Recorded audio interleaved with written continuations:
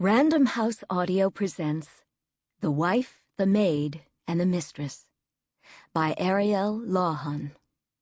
Read for you by Anne-Marie Lee. Club Abbey, Greenwich Village, August 6th, 1969. There is, in the city's sun-blistered canyons of concrete, a storied section known as Greenwich Village. And into it, on August 6th, this tall, stately woman walks, utterly disregarding the heat, on a pilgrimage out of the past. She isn't alone. She is accompanied by a ghost. Her name is Stella Crater. Oscar Fraley, preface to The Empty Robe. We begin in a bar. We will end here as well, but that is more than you need to know at the moment. For now, a woman sits in a corner booth waiting to give her confession. But her party is late, and without an audience she looks small and alone, like an invalid in an oversized church pew. It's not so easy for her, this truth-telling, and she strains against it. A single strand of pearls, brittle and yellowed with age, rests against the flat plane of her chest. She rolls them between her fingers as though counting the beads on a rosary. Stella Crater has avoided this confession for 39 years. The same number of years she has been coming to this bar. At one time, this meeting would have been a spectacle, splashed across the headlines of every paper in New York. Wife of missing judge meets with lead investigator, tells all. But the days of front-page articles, interviews, and accusations are over, filed away in some distant archives. Tonight, her stage is empty. Stella looks at her watch, 9:15. Club Abbey, once a speakeasy during the Jazz Age, is now another relic in Greenwich Village, peddling its former glory through the tourist guides. It sits one floor below street level, dark and subdued. The pine floors are scuffed.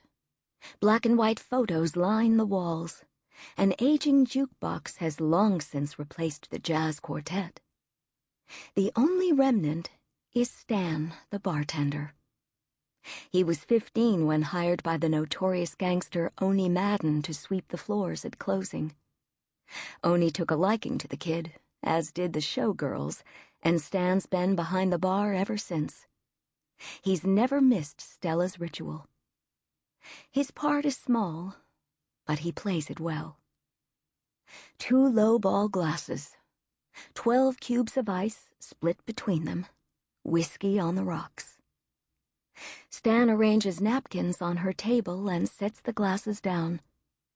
Her eyes are slick with a watery film, the harbinger of age and death. "Good to see you again, Mrs. Crater." Stella swats them away with an emaciated hand, and he hangs back to watch, drying glasses with a dish towel. It's the same thing every year. She sits alone in her booth for a few minutes, and then he brings the drinks. Straight whiskey, the way her husband liked it. She'll raise one glass, saluting the empty place across from her, and say, "Good luck, Joe, wherever you are." Stella will take her time with the drink, letting it burn, drawing out the moment until there's nothing left in her glass. That is when she'll rise and walk out, leaving the other drink untouched. Except tonight, she does none of these things. 15 minutes she sits there, rubbing the rim of her glass. Stan has no script for what to do next, and he stares at her confused. He doesn't see the doors swing open or the older gentleman enter. Doesn't see the trench coat or the faded gray fedora. Sees none of it until Detective Jude Simon slides into the booth across from Stella. She lays her palm on the table, inches from a pack of cigarettes, and sits up straighter. The booth is hard against her back, walnut planks pressing against the knobs of her spine. "You're late." "Stella." Jude touches the brim of his hat in greeting. He takes stock of her shriveled body, tips his head to the side. "It's been years." "You were here the first time. Makes sense that you'd be here the last." Stella lifts her glass and takes a sip of whiskey, shudders. "Call it a deathbed confession." Jude surveys the room through the weary smoke.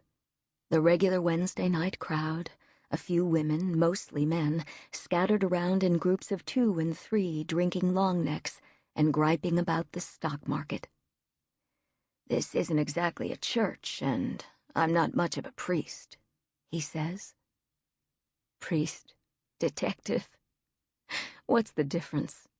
You both love a good confession." His shoulders twitch, a doubter's shrug. "I'm retired." Stella draws a cigarette from the pack and props it between her lips. She looks at him expectantly. He reaches into his pocket and pulls out a tarnished silver lighter. Something like a smile crosses his face and then melts away. He stares at it, cupped there in his palm, before striking it with his thumb.